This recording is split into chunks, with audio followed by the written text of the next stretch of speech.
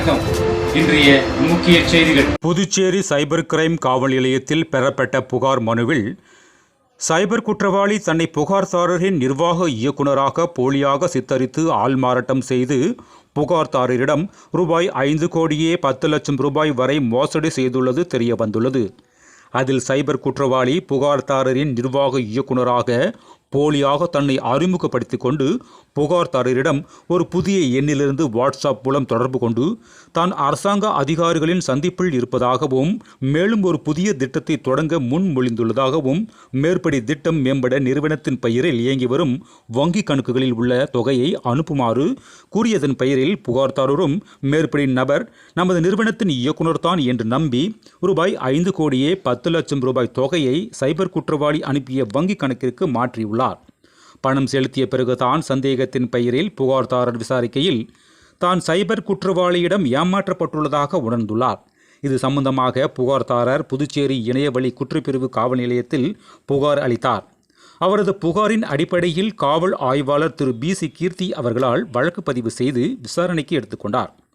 மேற்படி வழக்கின் விசாரணையில் சைபர் குற்றவாளி மோசடி மூலம் பெறப்பட்ட ரூபாய் 5 கோடியே 10 லட்சம் ரூபாய் தொகையில் சுமார் 3 கோடிக்கு மேல் வங்காளத்தில் உள்ள முர்ஷிதாபாத் கிளையில் உள்ள ஒரு ஆக்சிஸ் பேங்க் என்ற வங்கிக்கு மாற்றப்பட்டுள்ளது என்று கண்டறியப்பட்டது.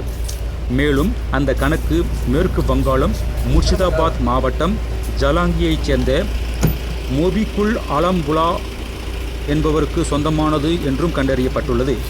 இந்நிலையில் காவல் கண்காணிப்பாளரின் அறிவுறுத்தலின்படி இவ்வழக்கில் குற்றம் சாட்டப்பட்ட நபர்களை அடையாளம் காண பல்வேறு ஆன்லைன் ஆதாரங்களை மற்றும் சைபர் கருவிகள் பயன்படுத்தப்பட்டுள்ளன.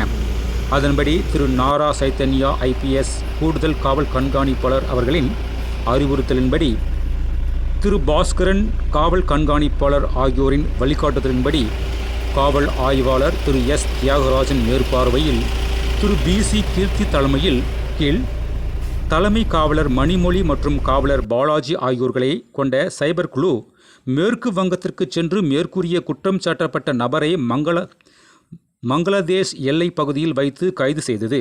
விசாரணையில் இந்த மோசடியில் மேலும் 5 சைபர் மோசடி செய்தவர்களை ஈடுபட்டிருப்பது தெரியவந்தது.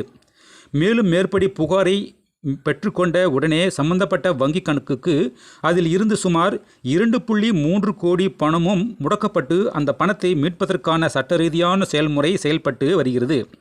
மேலும் இந்த மோசடியில் சில வெளிநாட்டு கும்பல் ஈடுபட்டிருப்பது தெரியவந்துள்ளது. பின்னர் குற்றம் சாட்டப்பட்டவர் புதுச்சேரி தலைமை நீதித்துறை நடுவர் முன் ஆஜர்படுத்தப்பட்டு அவரை நீதிமன்ற காவலில் வைக்கப்பட்டார்.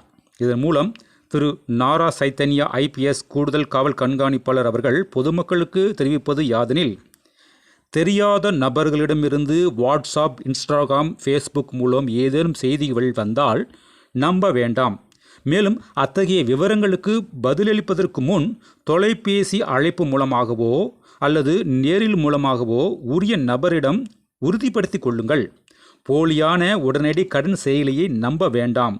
இது போன்ற உடனடி கடன் செயலிகளை நீங்கள் உங்கள் செல்போனில் பதிவிறக்கம் செய்தால் அவர்கள் உங்கள் செல்போனில் உள்ள போட்டோ மற்றும் தனிப்பட்ட தகவல்களை திருடி அதனை மார்பிங் செய்து உங்கள் தொடர்புகளுக்கு மார்பிங் செய்யப்பட்ட புகைப்படங்களை அனுப்பி உங்களை அச்சுறுத்த தொடங்குவார்கள். வாட்ஸ்அப் குழுக்கள், டெலிகிராம் குழுக்களிடமிருந்து வரும் ஆன்லைன் வர்த்தகம் தொடர்பான குறிப்புகள் மற்றும் பரிந்துரைகளை ஏதேனும் வந்தால் அதனை நம்ப வேண்டாம். சைபர் குற்றவாளிகள் வர்த்தக நிபுணராக ஆள்மாறாட்டம் செய்து உங்கள் பணத்தை கொள்ளையடிக்க முயற்சிப்பார்கள். மும்பை காவல்துறை, CBI மற்றும் ட்ரை அதிகாரிகள் போன்ற அழைப்புகள் வந்தால் அதனை நம்ப வேண்டாம். சைபர் குற்றவாளிகள் மேற்கண்ட அதிகாரிகளைப் போல ஆள்மாறாட்டம் செய்து உங்கள் செல்போன் நம்பர் அல்லது உங்கள் வங்கி கணக்குகள் சைபர் குற்றம் ஹவாலாவில் ஈடுபட்டுள்ளதாக கூறி உங்களை மிரட்டத் தொடங்குவார்கள். மேலும் விரைவில் அவர்கள் உங்களை கைது செய்யாமல் இருக்க பணம் கேட்டு மிரட்டுவார்கள்.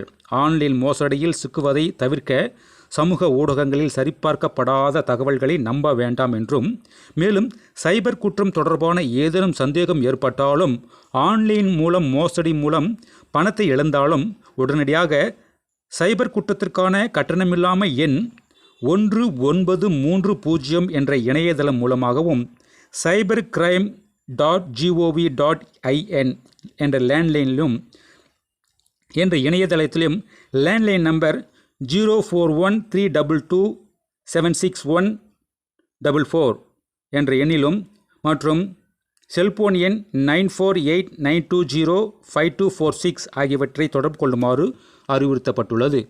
இத்துடன் இந்த செய்தி அறிக்கை நிறைவு பெறுகிறது. நன்றி, வணக்கம்.